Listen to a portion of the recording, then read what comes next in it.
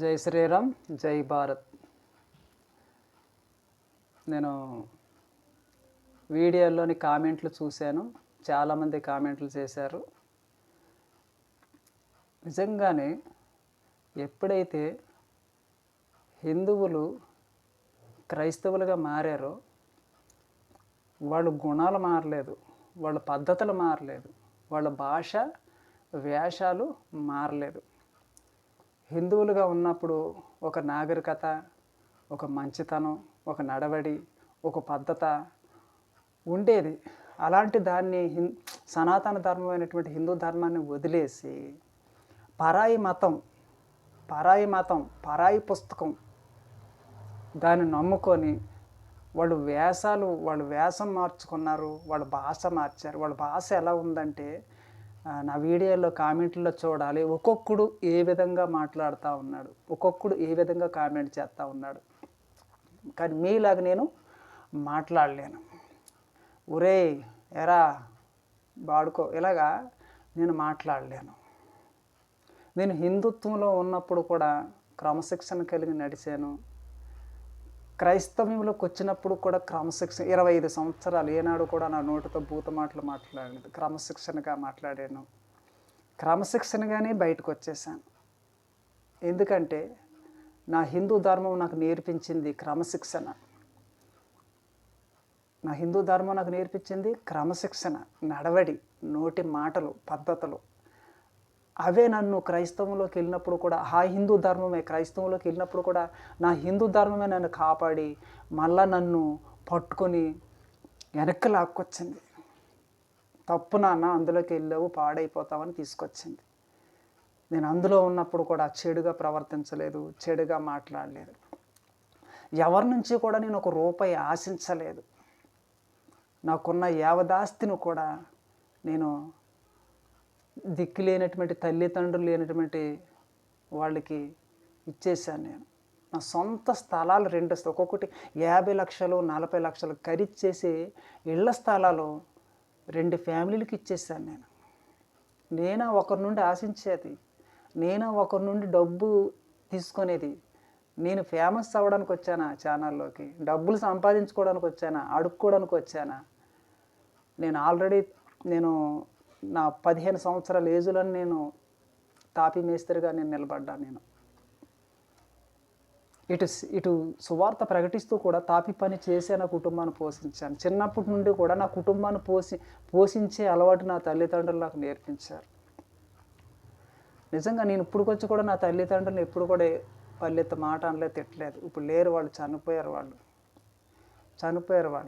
చాలా మంచివాళ్ళు. అలాంటి తల్లిదండ్రులు ఎన్ని జన్మలు కొన్నా నాకు అదృష్టమే. ఏంది మీ భాష ఏంది, మీ కామెంట్లు ఏంటి? మీరు హిందూ ధర్మాన్ని వదిలేసి క్రైస్తవ ధర్మంలోకి వెళ్ళి అక్కడ నేర్చుకున్నది ఏంటి? మీరు మాట్లాడుతున్న తీరేంటి? మీరు నన్ను భయపెడతారేంటి? పరిశుద్ధ గ్రంథాన్ని ద్వేషించినా, బైబిల్ దేవుని ద్వేషించినా నువ్వు నాశనం అయిపోతావు, నువ్వు శపించబడతావు. ఏంది అది? యేసుక్రీస్తుని నమ్ముకోకపోతే ఆయన నరకంలో వేసేస్తాడా? అగ్నిలో వేసి మాడిచేస్తాడా?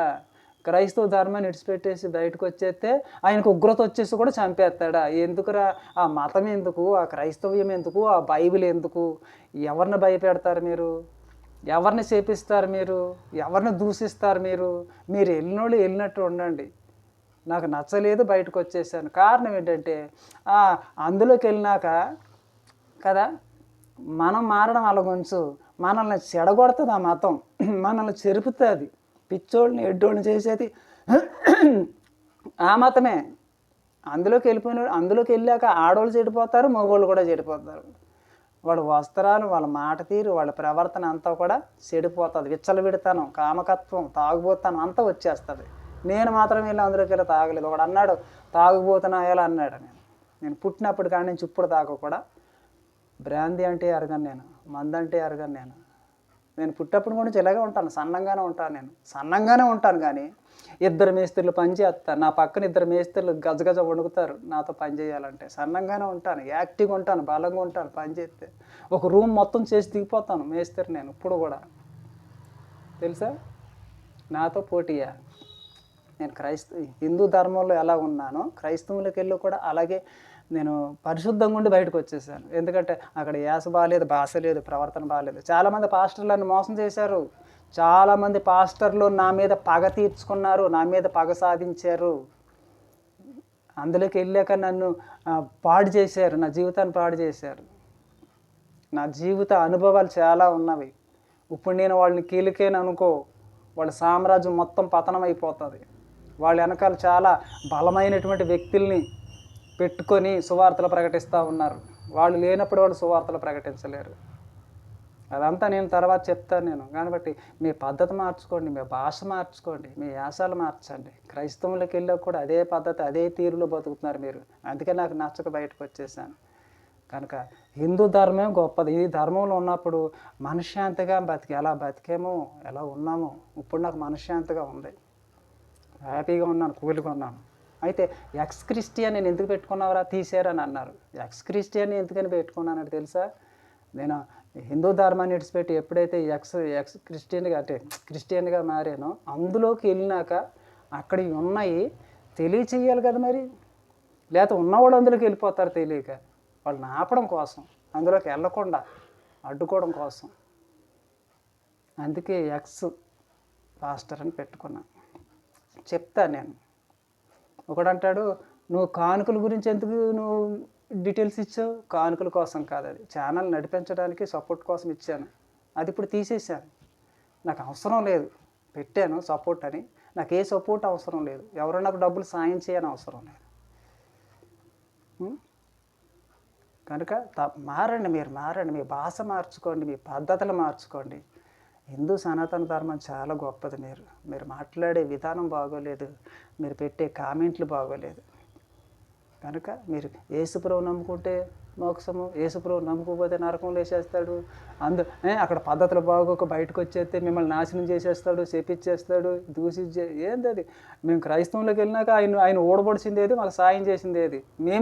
పాస్టర్లు మేమే పోషించాము, పాస్టర్లకి మేమే సాయం చేసాము. మేము పాస్టర్లు వాళ్ళ భార్యలకి, వాళ్ళ పిల్లలకి వ్యక్తిగతంగా సేవలు అందించాము. వాళ్ళ వెనకాల మేము నడిసాము. మీరేం చేశారు సేవ? మీరేం సహకరించారు? మేము చాలా చేసాం, తెలియక చేసాం. మేము సువార్త అర్ధరాత్రులు కూడా బైబిల్ పట్టుకొని మేము రోడ్లో ఉంటే సువార్తలు ప్రకటించిన రోజులు ఉన్నాయి. ఏం తెలిసి నా గురించి మీరు మాట్లాడుతూ ఉన్నారు? కనుక మీరు మారండి.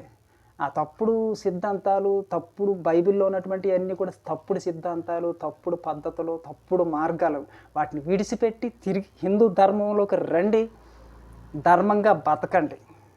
ఆ విదేశీ బైబిలు, విదేశీ మతం మనకొద్దు. మనకంటూ ఒక ధర్మం ఉంది, ఒక గ్రంథం ఉంది, మనకంటూ ఒక నాగరికత ఉన్నది. దాన్ని మనం నమ్ముకుందాం. జై శ్రీరామ్, జై భారత్. Thank you.